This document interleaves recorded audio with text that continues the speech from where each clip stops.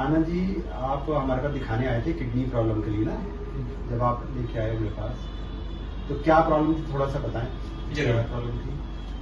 नमस्ते डॉक्टर साहब, मेरा नाम आनंद झा है और मैं दिल्ली से हूँ।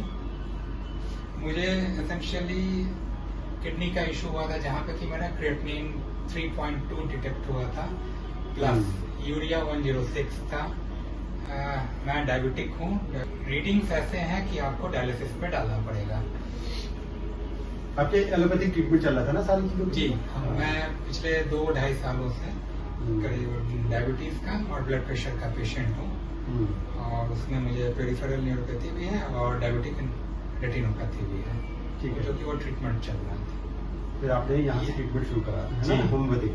फिर आपके बारे में मालूम चला तो आपने पहली बार ही बोला कि आप डायलिसिस पे नहीं जाएंगे, किसी भी डॉक्टर के पास नहीं जाएंगे, और आप 2 दिन के बाद यहाँ वापस आने वाले थे क्योंकि आप आउट ऑफ स्टेशन थे। और आपने ये रीअश्योर कराया कि मैं काफी पेशेंट्स ठीक किया हूँ, आपको भी ठीक कर दूंगा। और टच वुड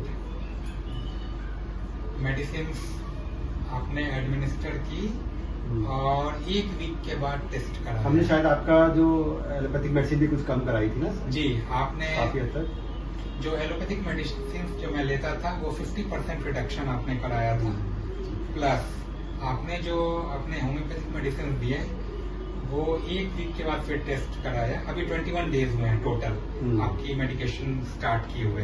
फर्स्ट 7 वीक में ही जो मेरा 7 डेज में ही फर्स्ट 7 डेज में हमने जो रिपोर्ट कराई थी 7 दिन बाद, उसका बताइए सर। हाँ, तो और ये तब है जब आपने एलोपैथिक कट शॉर्ट करी हुई है जी, और होम्योपैथिक ट्रीटमेंट का 1 वीक हुआ है। 1 वीक हुआ है।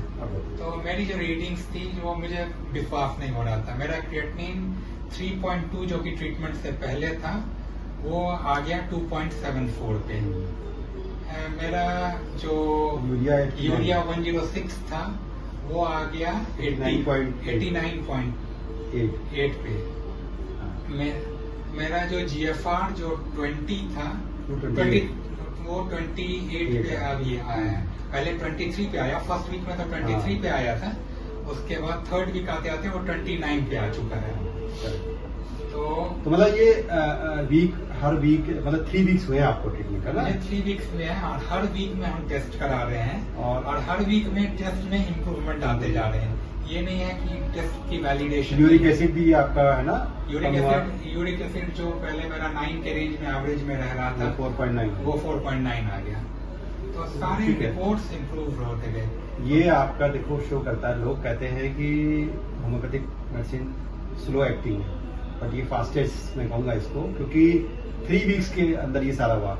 इसके साथ हमने कोई और इंटरवेंशन नहीं करा है, केवल एलोपैथिक जो हाफ करी गई, मतलब रादर दवाइयाँ बढ़नी चाहिए थी, हमने हाफ करी है, प्लस होम्योपैथिक मेडिसिन इन्हीं पे थे आप, है ना? और कोई आप कोई आयुर्वेदिक कोई इधर उधर का ट्रीटमेंट नहीं ले, है ना? कुछ भी नहीं। तो ठीक है, गुड रहा आपका ये ट्रीटमेंट?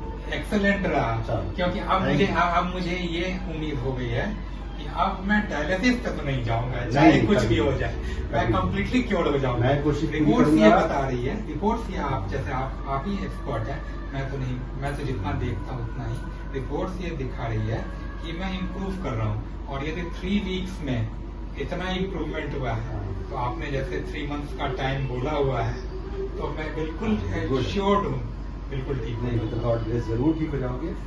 और ये है कि होम्योपैथिक मेडिसिन से देखो इतना फास्ट रिलीफ हो सकता है, ये डॉक्यूमेंटेशन के साथ है। ये डॉक्यूमेंटेड है, टेस्ट ये कहना एक अलग चीज होती है, बट एक डॉक्यूमेंटेशन है तो प्रूफ हो गया। एवरी वीक का टेस्टिंग डॉक्यूमेंट्स हैं, और मैं तो यही लाल पैसे टेस्ट कराए ना? यस, डॉक्टर लाल प्रसाद से अमृतसर में टेस्ट कराए, और मैं लोगों को भी यही बोलूंगा, please give homeopathy a chance so that it can cure the diseases that you might be having.